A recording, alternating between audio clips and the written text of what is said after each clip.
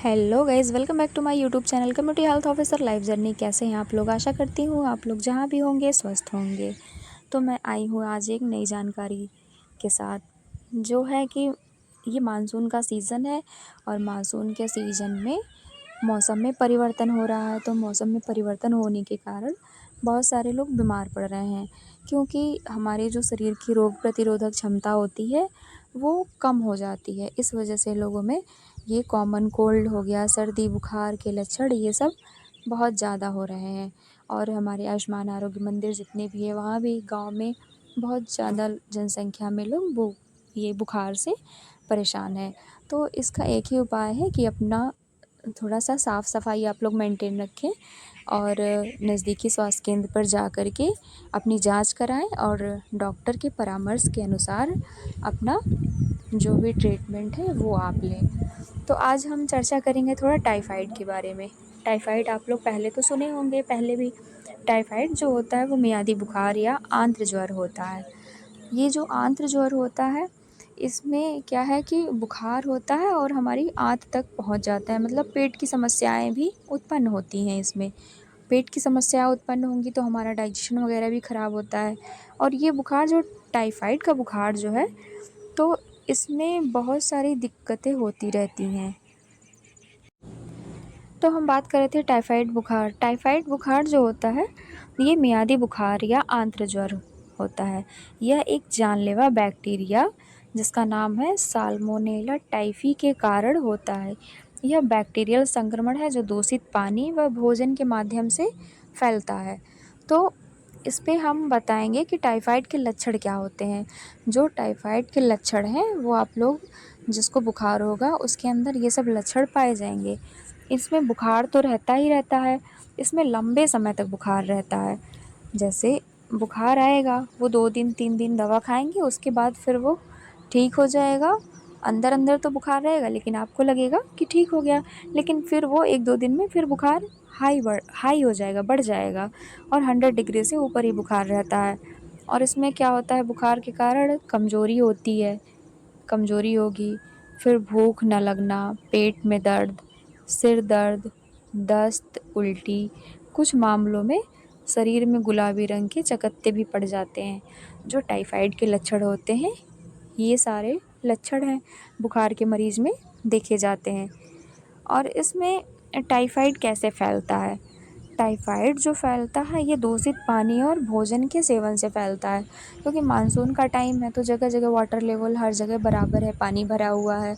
जो सीवेज है, नालियाँ हैं, उसका पानी जो है खेतों में भी जाता है और वहाँ पे जो साग सब्जियाँ बोई जाती हैं वो साग सब्जियों के थ्रू वो कीटाणु जो सीवेज है, और जो गांव में बहुत सारी जनसंख्या खेतों में शौच करने के लिए जाती है, शौचालय का उपयोग नहीं करती है, इस कारण भी वहाँ के लोग ज़्यादा अफेक्ट होते हैं। और शहरों में भी देखा जाए तो जो सीवेज है, गंदे नाली हैं बहुत सारे, तो वहाँ पे भी कीटाणु पाए जाते हैं। वो है फूड के ज़रिए हमारे भोजन तक आते हैं। जो भी सब्जियां हैं, बारिश के टाइम में उसे बहुत अच्छे से धुल के तभी खाना चाहिए और ज़्यादा से ज़्यादा हो सके तो कच्ची सब्जियां बारिश में ना खाएं। दूषित पानी ना पिएं, क्योंकि दूषित पानी जो होता है, पानी का वाटर लेवल ऊपर होता है तो हैंड पाइप के ज़रिए वो पानी हमारे पीने के पानी में हम लोग यूज़ कर लेते हैं। और अगर उसे गर्म नहीं करेंगे तो उसमें कीटाणु रहेंगे और वो अफेक्ट करेंगे और बुखार का कारण बनेंगे।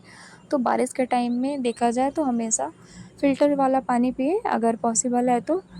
नहीं तो फिर आप पानी को गर्म करके अच्छे से बॉयल करके, जब एकदम पानी खौल जाता है 100 डिग्री तक, उसके बाद से आप उसे ठंडा करें, उसके बाद से फिर आप उसे पिए, उपयोग में लाएँ। बीमार व्यक्ति से खासकर साफ़ सफाई की कमी वाले इलाकों में इससे भी टाइफाइड फैलता है। अगर कोई संक्रमित व्यक्ति है और साफ़ सफाई नहीं रख रहा है, वो उसके कांटेक्ट में कोई आएगा तो उसे भी हो सकता है टाइफाइड फीवर। और अगर वो साफ़ सफाई वाले जगह पे नहीं रहता है तो वहाँ भी टाइफाइड होने के चांसेस होते हैं। और संक्रमित व्यक्ति जो होता है तो इसके मलमूत्र में भी ये बैक्टीरिया प्रेजेंट होते हैं। अगर ये वॉशरूम का उपयोग नहीं करता है, शौच के लिए बाहर जाता है, खुले में जाता है, तो वो कंटामिनेटेड, मतलब वो पानी में मिल जाएगा उसका शौच और वो फूड के ज़रिए लोगों को अफेक्ट करेगा, बीमार करेगा। तो ऐसे लोगों को एक रिक्वेस्ट है कि आप लोग शौच में ही जाएं, शौचालय का उपयोग करें, अपने भी बीमारियों से बचें और अपने परिवार वालों का भी ध्यान रखें। और बचाव कैसे करें, तो बचाव इसमें हम कर सकते हैं स्वच्छता अपना करके, अपने हाथों को साबुन और पानी से बार बार धोएं। और जब जब हम किसी चीज़ को छूते हैं, बार बार टच करते हैं, जैसे दरवाजे का डोर हो गया और स्विच हो गया, कोई भी बटन है इलेक्ट्रॉनिक का जो स्विच है उसे छुएंगे, तो मान लो अगर बीमार व्यक्ति भी उसे छू रहा है, घर के और भी सदस्य छू रहे हैं उसे, तो वहाँ भी चांसेस होते हैं कीटाणु फैलने के और दूसरे लोग भी बीमार पड़ सकते हैं। तो इससे थोड़ा सा प्रिकॉशन लीजिए और हमेशा अपने हाथों को साबुन पानी से धोएं। और एक विधिवत तरीके से धुला जाता है, हैंड वॉशिंग एक प्रक्रिया भी होती है जिसके बारे में हम अपनी पिछली वीडियो में बता चुके हैं आपको। बहुत सारे लोगों का अच्छा फीडबैक मिला था हमें गांव वाले क्षेत्र में, ड्यूटी एरिया में भी हमने बच्चों को भी बताया था, स्कूल में भी बताया था, तो फीडबैक अच्छा मिलता है। उन्हें सुमन के मेथड याद है और वो लोग भी फॉलो करते हैं उसको। और बीमारियाँ जागरूकता नहीं है, इस वजह से बीमारियाँ बढ़ती जा रही हैं। बीमारियाँ हैं लेकिन उसे कम किया जा सकता है, और साफ़ सफाई का आप ध्यान रखेंगे तो बीमारियों से बच सकते हैं। और पानी है इसे आप लोग उबाल करके ही पिएं। पानी उबाल करके पीने से कीटाणु मर जाते हैं।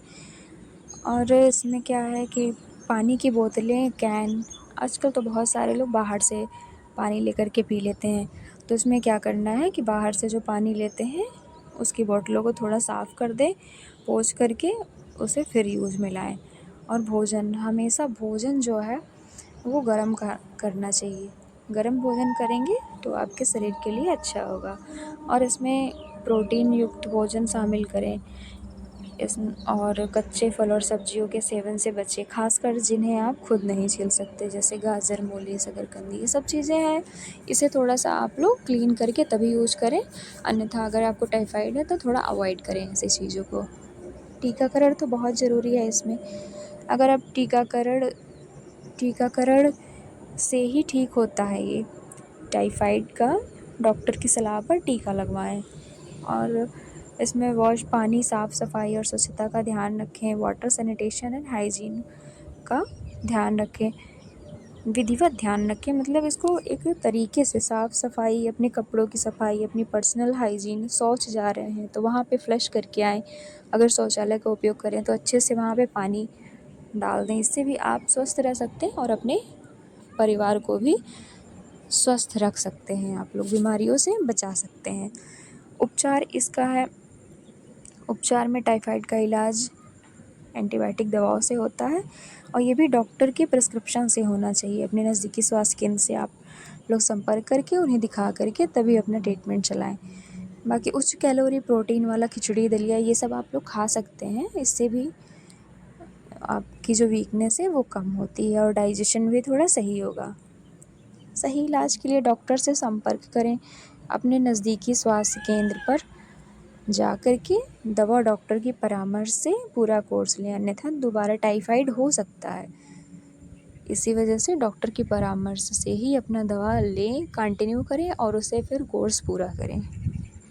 पानी ज़्यादा पिएं। पानी अगर पिएंगे तो हाइड्रेट रहेगी बॉडी और बहुत सारी बीमारियों से बचा सकती है।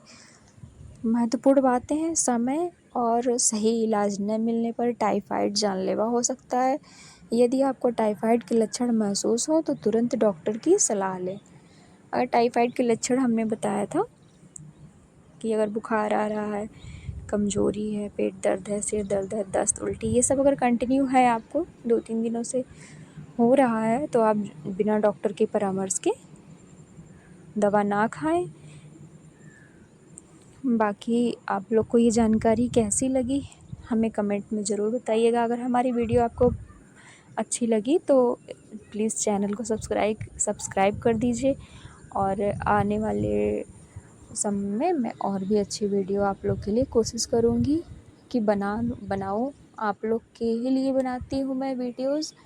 और क्योंकि जो हमारे गांव में रहने वाली जनसंख्या है, ये सबसे नहीं इंटरेक्शन हो पाता है इतना, तो ये एक बहुत ही अच्छा प्लेटफॉर्म है, माध्यम है कि सोशल मीडिया के थ्रू हम कुछ जानकारी लोगों तक पहुंचा सकें, है ना।